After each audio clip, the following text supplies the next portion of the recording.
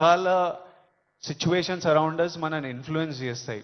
So young age ఉన్నప్పుడు మనం చాలా కేర్ఫుల్ ఉండాలి. ఎవ్రీ డెసిషన్ మీరు ఈ ఏజ్లో తీసుకుంటున్న ప్రతి డెసిషన్ మీ లైఫ్నే చాలా ఇంపాక్ట్ చేస్తుంది. అండ్ నాకు ఈ పోలీస్ ఆఫీసర్స్ ఏమన్నారంటే, it is even organised by countries out side India. ఎందుకంటే ఇండియాలో యంగ్ పాపులేషన్ ఇస్ హ్యూజ్. మన యూత్, మన కంట్రీ, మన స్టేట్ పవర్, మన కంట్రీ పవర్, మన యూత్.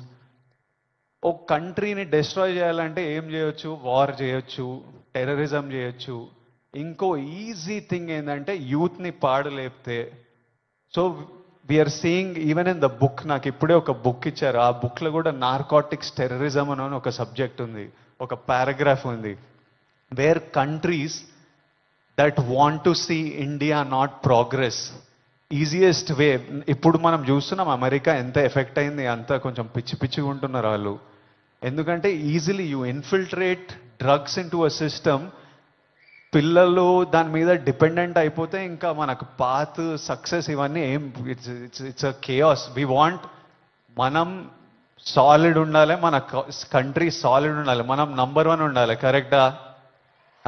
ఇండియా నంబర్ 1 ఉండాలంటే మనం వీటిని మన దేశం దగ్గర, మన ఫ్రెండ్స్ దగ్గర, మన ఫ్యామిలీ దగ్గర ఎక్కడ రానియకూడదు.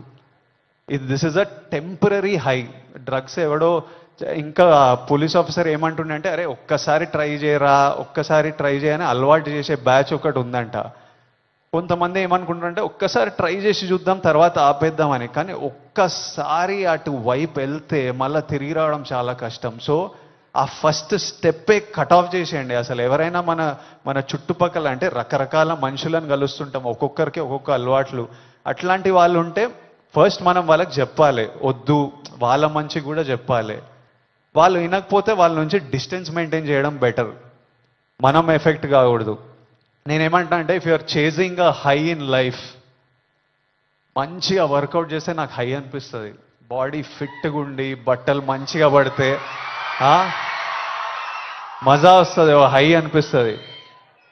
నాకు డబ్బులు సంపాదించినప్పుడు ఓ హై వస్తుంది, డబ్బులు ఖర్చు పెట్టినప్పుడు ఓ హై వస్తుంది, డబ్బులు ఒకరికి ఇచ్చినప్పుడు ఓ హై వస్తుంది,